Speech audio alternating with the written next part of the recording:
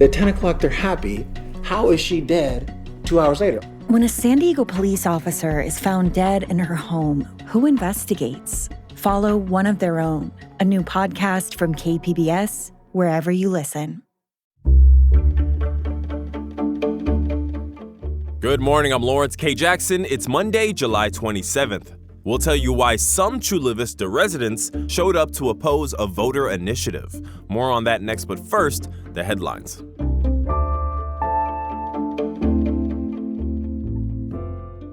Our region's Democratic representatives joined together to call for renegotiating the United States-Mexico-Canada agreement. They sent a letter to U.S. Trade Representative Ambassador Jamieson Greer seeking continued cooperation with Mexico to help address pollution in the Tijuana River Valley. The representatives wrote that renegotiating the deal could lead to additional funding and binational commitments. In a statement from Scott Peters, he says, cross-border pollution and chronic sewage spills continue to threaten our beaches, local economy, and public health. Sarah Jacobs, Mike Levin, and Juan Vargas also signed the letter. It ended with the delegation saying they look forward to addressing the transnational public health emergency together. The La Mesa Police Department is now using AI. If you call La Mesa PD's non-emergency hotline, you'll be greeted by an AI-powered voice assistant. La Mesa Police Chief Ray Sweeney says that by using this technology for routine non-emergency calls, his department is able to cut down on wait times and provide residents with quicker access to information and services. He says this also allows dispatchers to focus on emergencies. La Mesa PD says that all 911 calls will still be answered by trained dispatchers. The Prebys Foundation is looking to take on one of San Diego's biggest eyesores. The San Diego-based foundation signed an agreement to buy the California Theater building downtown for a little more than $6 million. The sale is expected to be finalized at the end of the month. Then, the Union Tribune says Prebys will spend millions more to have the building torn down and the site cleared. That process could take up to a year. The UT says the building first opened way back in 1927 and has been closed since 1990. From KPBS, you're listening to San Diego News Now. Stay with me for more of the local news you need.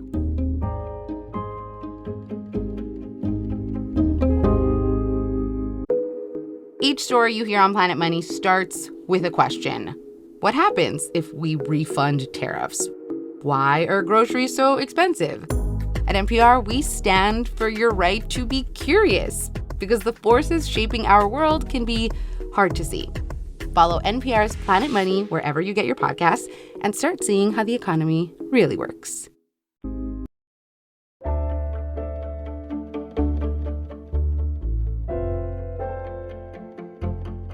The Chula Vista City Council got a lesson in South County politics last week. Voice of San Diego's Jim Hinch explains the city's change of course for the latest edition of Why It Matters. The council was considering a voter initiative that could have made major changes to city government, including a 70% raise for council members and awarding them an additional term in office. It was sponsored by a prominent local labor union that has spent hundreds of thousands of dollars in recent years to elect Democrats in Chula Vista. The union said the initiative would modernize Chula Vista's government and make it more transparent, but residents showed up in force to oppose it. They were backed by Chula Vista's Republican mayor, John McCann.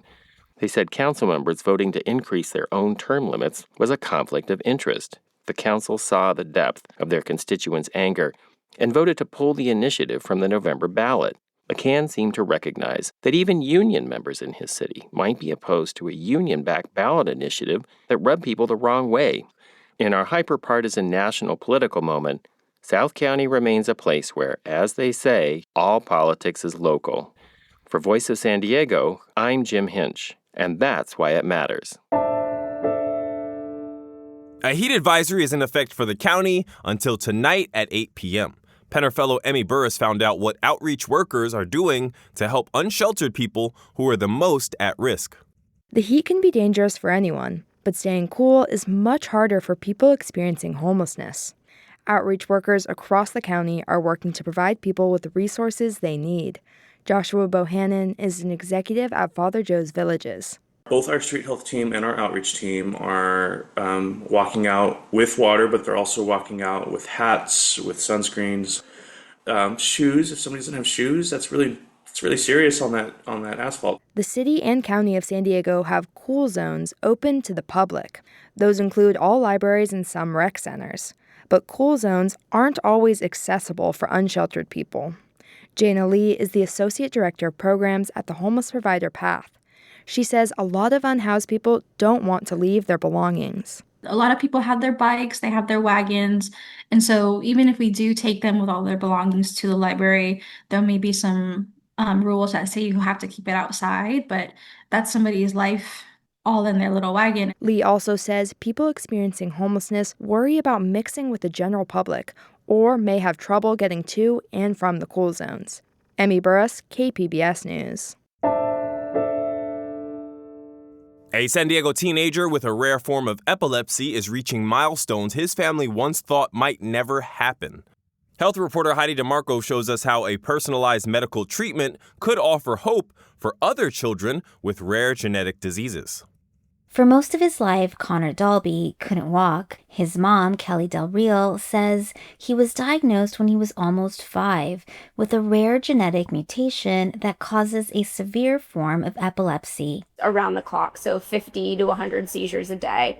He's trialed over 12 or 13 different anti-seizure medications, and nothing really helped very much. That's because there was no genetic therapy designed to target the mutation causing his disease. He carries a more complex variant because he has both seizures and autism. So UC San Diego neurologist Dr. Olivia Kim McManus and her team designed a personalized treatment just for him. He received the first dose at Rady Children's Hospital when he was 14. So it's totally changed our quality of life, given him certain skills and a level of independence that he did not have before. About 4 months after his first dose, he started trying to take steps unassisted, so the first time in his entire life. Kim McManus says Dalby's case raises a bigger question. Is it possible to intervene on that level in a human in delivering a genetic therapy? She says getting these therapies to more patients will take research and funding. Heidi DeMarco, KPBS News.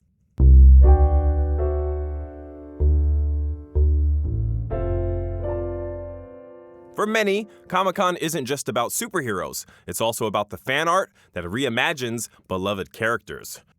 Reporter Elaine Alfaro shows us a unique collaboration between two illustrators who blend Filipino culture with comic-inspired art. On opposite sides of the convention floor, two illustrators share something in common this year. Patrick Ballesteros and Genevieve Santos together created a vivid print called Close Open, Close Open. If you're a Filipino kid, you have lolas, the older titos and titas, that's what they say to you when you're a baby. So that close open your eyes. But also, the double meaning is the close open of the sticks.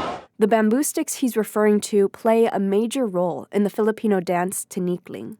They're the main subject of the print.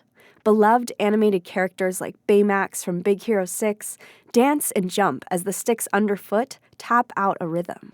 Being able to see their favorite characters like Totoro or even just like an elephant playing like tinikling is kind of special. Stefan Yapit bought the print for his wife and is excited to see more Filipino representation at the convention. Specifically for Filipinos, it's definitely worth us here representing for our community, and it's just fun, like just seeing everyone's art, everyone's creative processes. Ballesteros and Santos say this collaboration won't be the last. Both intend to continue creating pieces that connect and celebrate their community. Elaine Alfaro, KPBS News. That's it for the podcast today. It was edited by Brooke Ruth and hosted and produced by me, Lawrence K. Jackson. As always, you can find more San Diego news online at kpbs.org. Thanks for listening and have a great day.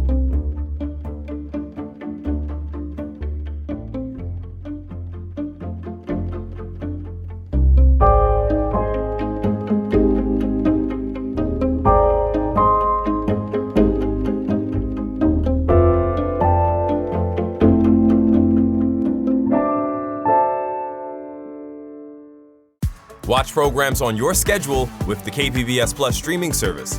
See new episodes of Nature and Nova, latest news from PBS NewsHour and KPBS Evening Edition, local shows like Ken Kramer's About San Diego. Learn more at kpbs.org/KPBS Plus.